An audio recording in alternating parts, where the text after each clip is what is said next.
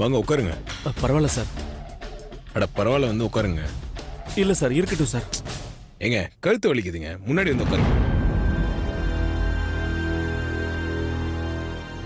ஏன் டென்ஷனா இருக்கீங்க?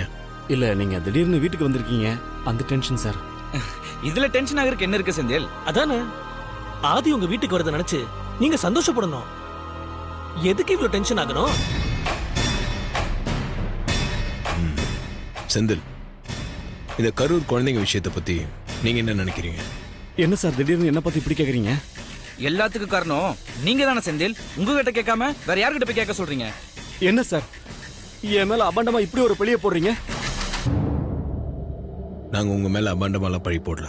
எங்க கிட்ட ஆதாரம் இருக்கு. உண்மையை சொல்லுங்க, யார்கிட்ட எவ்வளவு பணம் வாங்குனீங்க? பணத்துக்கு விலை போறவன் இல்ல சார் நானு. என் வீட்டை பாருங்க சார். பணத்துக்கு விலை போயிருந்தா நான் ஏன் சார் இப்படி இருக்கணும்? அப்போ அந்த கரூர் சம்பவத்துக்கும் உங்களுக்கும் எந்த சம்பந்தம் இல்ல அப்படின்னு சொல்ல வரீங்க இல்லையா? நிச்சயமா இல்ல சார். என்ன நம்புங்க சார். அப்படி நான் பணம் வாங்கிட்டு இப்படி ஒரு காரியத்தை செஞ்சிருப்பேன்னு உங்களுக்கு சந்தேகம் இருந்தா என் வீட்டை தாராளமா சோதனை போடுங்க சார். அப்புறம் என்ன ப்ரோ, வீட்ல சர்ச் பண்ணிருவோமா? போலீஸ்க்கு இன்ஃபார்ம் பண்ணிடலாமா ஆதி? அதெல்லாம் எதுவும் வேண்டாம். என்ன ஆதி, போலீஸ் வேணாமா? அப்ப நாமளே சோதனை போட்டுடலாமா? சோதனைலாம் போட வேண்டாம்னு சொன்னேன். போலாம்.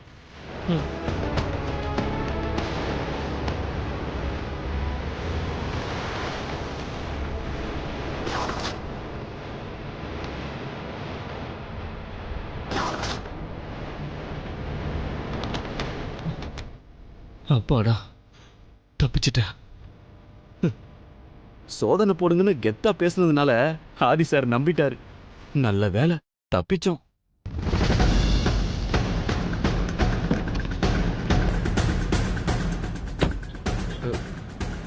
என்ன ப்ரோ, என்ன யோசிச்சுக்கிட்டு இருக்க? இவன் மேல உனக்கு ஏதாவது சந்தேகமா இருக்கா? அப்ப எதுக்கு எங்களை சோதனை போட விடாம தடுத்த?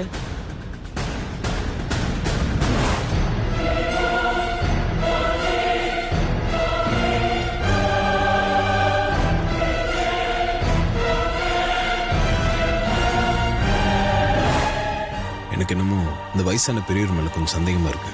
என்ன ப்ரோ சொல்ற? அந்த வயசானவர் மேல என்ன சந்தேகம்? டிவி பார்த்துட்டு இருந்த பெரியவர் நம்ம வீட்டுக்குள்ள போனதும் உடனே அவர் ரூமுக்கு போயிட்டாரு. சரி, அதுல உனக்கு என்ன சந்தேகம்? தூங்க போறவர் எதுக்காக காஃபி கேட்கணும்? காஃபி குடிச்சா எப்படி தூக்கம் வரும்? நம்மள பார்த்த உடனே பெரியவர் உள்ள கிளம்பி போனது எனக்கு என்னமோ இயல்பா படல. Something is wrong.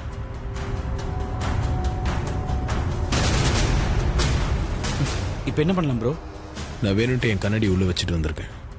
இப்போ என் கண்ணாடி எடுக்க போற மாதிரி நான் உள்ள போறேன். அந்த பெரியவர் மறுபடியும் ஹாலில் உட்காந்து டிவி பார்த்துட்டு இருந்தா அந்த பெட்ல கன்ஃபார்மா ஏதோ இருக்குன்னு அர்த்தம். கண்டிப்பா பிடிச்சிடலாம். ஓகே ப்ரோ, அப்ப நீ முன்னாடி போ.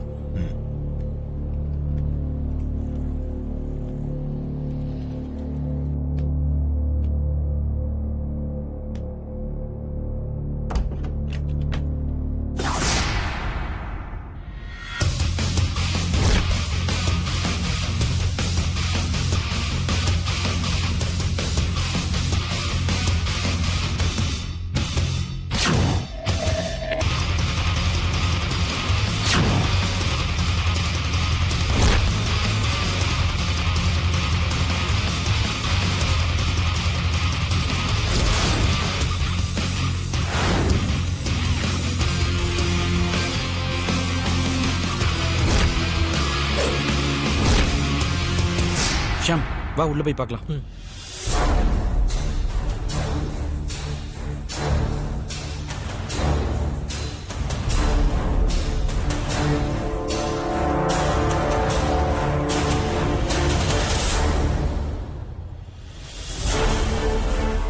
என்ன செந்தில்,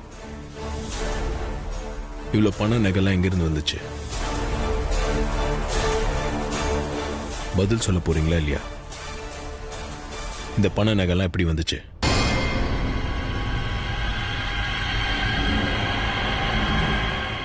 என்ன நடந்துச்சுன்னு உண்மையை சொல்லுங்க. நான் உண்மையை சொல்லிடுறேன் சார். என்ன ஒன்றும் பண்ணிடாதீங்க சார். பால் பவுடர்ல கலப்படம் பண்ண சொன்னது நந்தினி மேடம் தான் சார். இந்த பணம் நகையெல்லாம் அவங்க கொடுத்தது தான் சார். ப்ரோ பாத்தியா ப்ரோ, நந்தினியோட வேலையை அவளை சும்மாவே விடக்கூடாது. நந்தினி விஷயத்தை அப்புறமா பார்த்துக்கலாம். முதல்ல அம்மாவை கேஸ்ல இருந்து காப்பாற்றணும். இவர் கோர்ட்ல வந்து சாட்சி சொல்லணும். நான் கோர்ட்ல வந்து உண்மையை சொல்றேன் சார். என்ன ஒன்றும் பண்ணிடாதீங்க சார். இப்போ உங்களை விட்டு போறேன். கோர்ட்ல வந்து நீங்க உண்மையை சொல்லல, அப்புறம் உயிர் இருக்காது. ஜாக்கிரதை. நான் அவரை கோர்ட்ல வந்து உண்மையை சொல்ல வைக்கிறேன் சார். என்ன நம்புங்க சார்.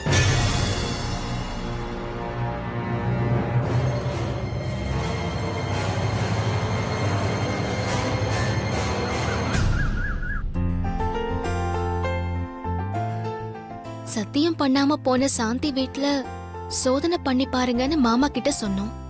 மாமா போய் சோதனை பண்ணாரா, ஏதாவது கண்டுபிடிச்சாரான்னு தெரியலையே.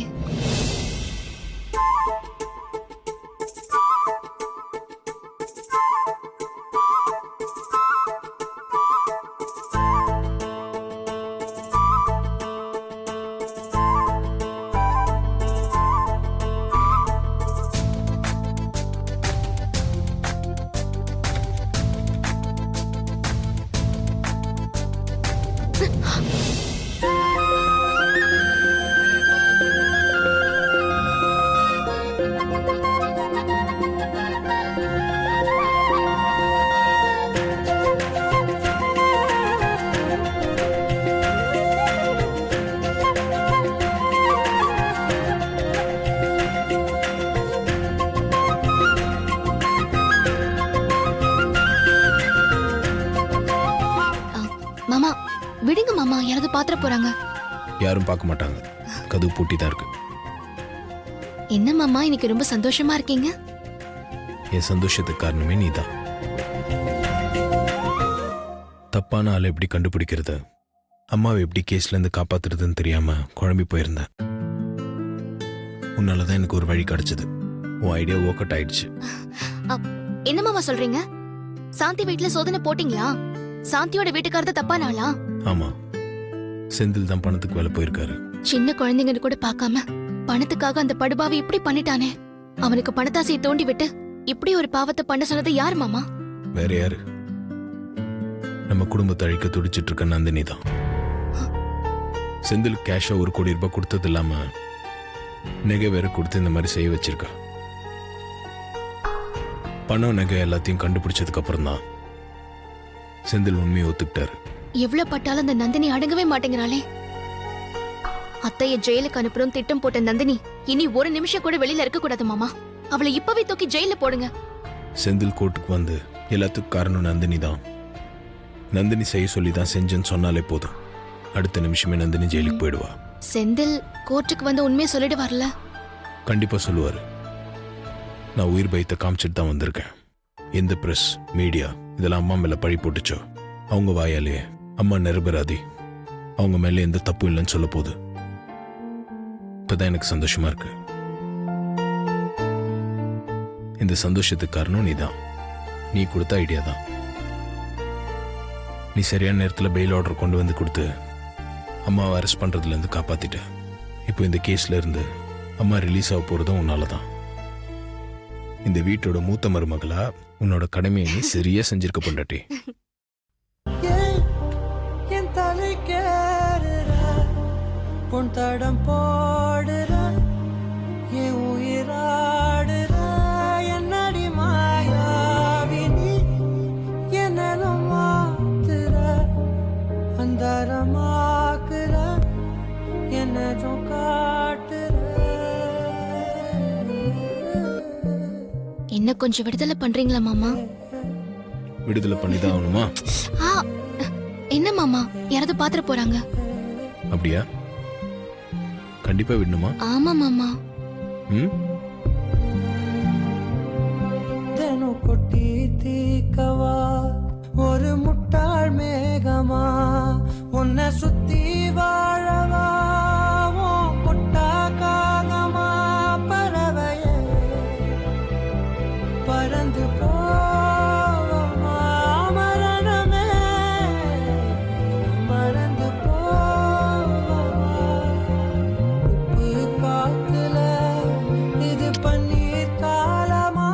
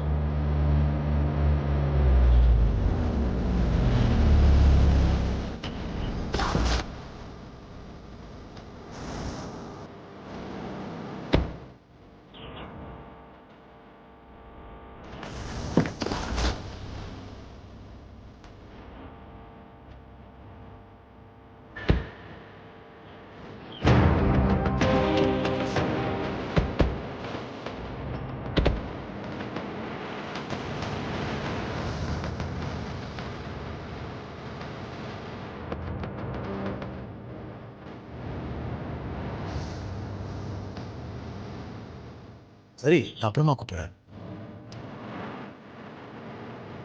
வணக்கம் மேடம். ம் வணக்கம் சார்.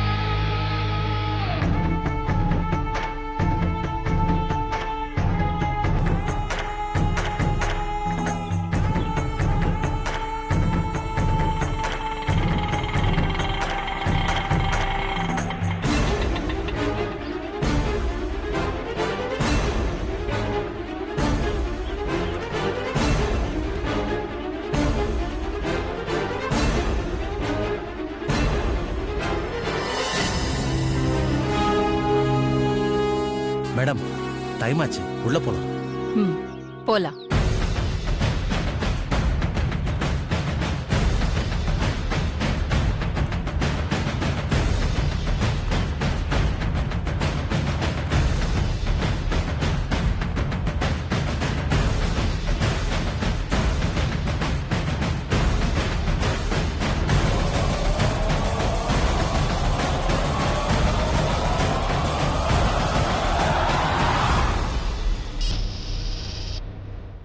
வந்துட்டீங்களா மேடம்?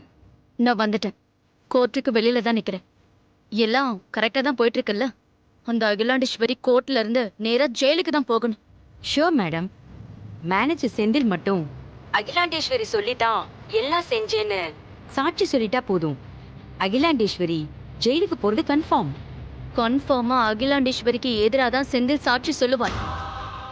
அதுல உங்களுக்கு எந்த டவுட்டும் வேண்டாம். அப்போ அகிலாண்டேஸ்வரி கோர்ட்ல இருந்து வீட்டுக்கு போக மாட்டாங்க, ஜெயிலுக்கு தான் போவாங்க. அதுல உங்களுக்கு எந்த டவுட்டும் வேண்டாம் மேடம். ஓகே, நான் உள்ள வரேன்.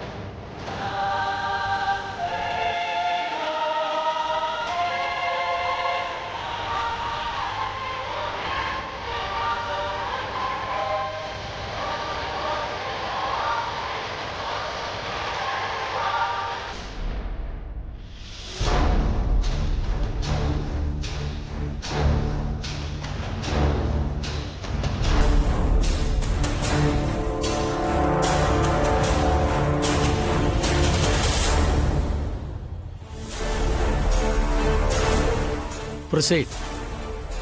Thank you, Your Honor. Your Honor, எனது கட்சிக்காரர் திருமதி ஆதிக்கடவூர் அகிலாண்டேஸ்வரி அவர்கள் புகழ்பெற்ற ஒரு தொழிலதிபர். மேலும் அவர் பாராளுமன்றத்தில் மேலவை உறுப்பினராகவும்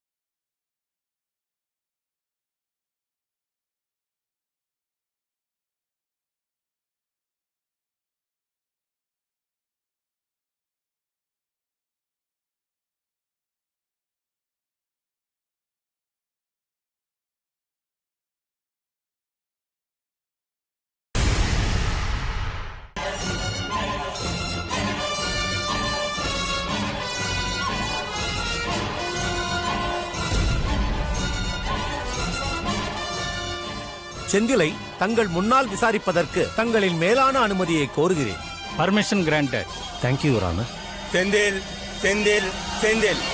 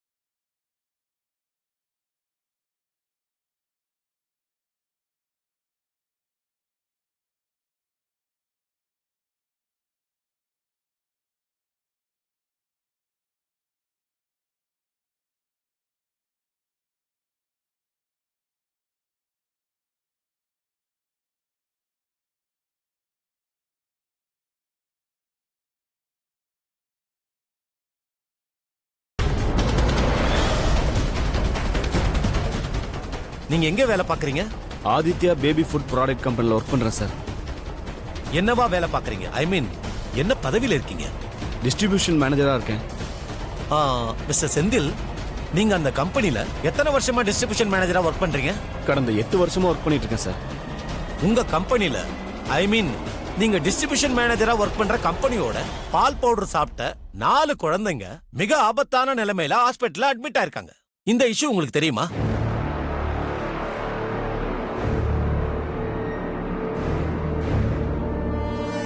அது உங்களுக்கு தெரியுமான்னு கேட்டேன். தெரியும் சார்.